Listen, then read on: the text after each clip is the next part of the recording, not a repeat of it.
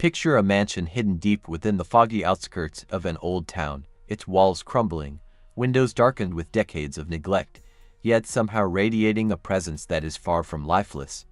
The locals call it the Macabre, and they whisper that anyone who dares step inside feels the air grow heavier, the shadows stretch longer, and the silence itself pulse with anticipation. Some say that when the sun sets, the mansion seems to breathe, almost alive, and the faint flicker of candlelight from broken windows reveals glimpses of shapes that shouldn't exist.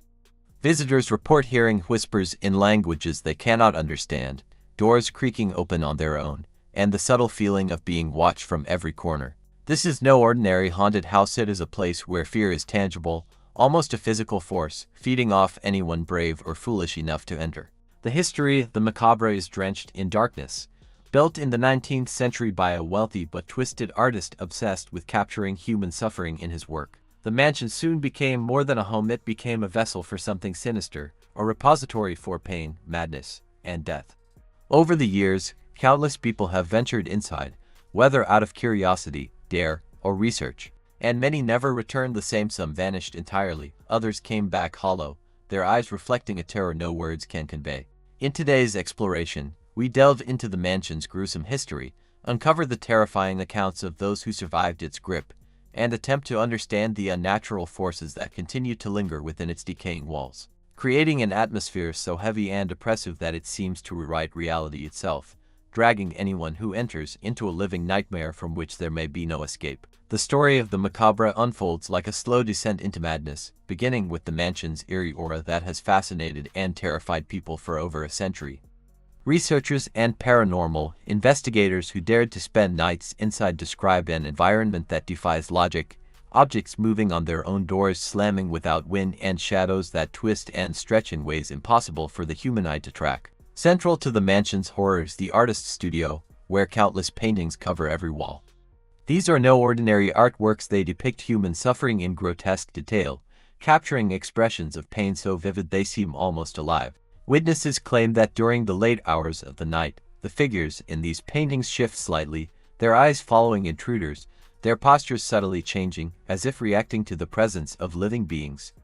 Those brave or foolish enough to enter the studio report a suffocating feeling, a pressure that presses down on the chest, accompanied by whispers that echo from unseen corners. Many experience hallucinations, seeing friends contorted into impossible shapes, hearing their own voices call out from the walls, and sensing invisible hands grazing their skin. The mansion itself seems to have a consciousness, reacting to fear and curiosity alike, guiding visitors down narrow, twisting hallways that lead to dead ends or hidden passageways. These passages have been linked to previous disappearances, with victims last seen entering rooms that do not appear on the mansion's blueprints.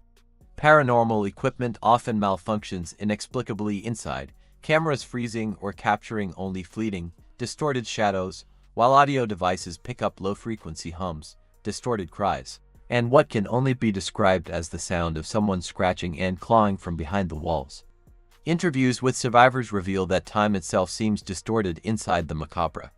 Hours pass like minutes, and minutes stretch into eternity, leaving visitors disoriented and vulnerable. The mansion's history compounds its terror.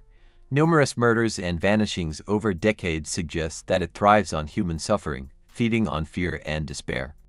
Investigators attempting to rationalize these phenomena cite psychological factors, the power of suggestion, or structural quirks, yet the consistency and intensity of the experiences defy simple explanations. Even modern exploration using thermal cameras and motion sensors reveals anomalies, hot spots where no human should be, shadowy figures darting just beyond the range of sight, and cold patches that freeze the breath in one's lungs. Locals avoid the mansion entirely after dark, recounting stories of screams carried on the wind, glowing eyes peering from broken windows, and the feeling that someone or something is always watching. Each encounter adds to the growing legend of the Macabre, painting it as a living entity, a dark, sentient presence that manipulates reality, feeds on terror, and traps souls within its decaying walls. The more one delves into its history and phenomena, the clearer it becomes that the Macabre is not merely haunted. It is an intelligence of pure malevolence, a place where fear is amplified and twisted, where human perception is manipulated and where escape is never guaranteed, leaving anyone who enters with memories of horror that will linger far beyond the mansion as shadowed thresholds. The story of the Macabre closes not with answers, but with a lingering sense of dread, a warning that some places are not meant to be explored. The mansion stands abandoned yet alive, its walls soaked with centuries of fear, madness, and suffering, and its influence reaching far beyond the threshold of its decaying doors. Those who survived its horrors speak of an uncheckable emptiness, a part of themselves left behind in the twisting halls and shadowed corners. Authorities may dismiss the legends as superstition or psychological effects, but the countless disappearances, hallucinations, and inexplicable phenomena tell a different story, one of ancient darkness that feeds on curiosity and terror alike. Visitors are cautioned. To step inside is to invite the unknown into your very soul, to risk being trapped in a nightmare from which there may be no return. The Macabre remains a stark reminder that some creations, some places, carry a life and intent of their own, and that human curiosity, when pitted against such malevolent force, can awaken horrors far beyond comprehension. It is not merely a mansion, it is a legacy of fear, a living nightmare, and a haunting that endures, waiting for the next unwary soul to cross its threshold.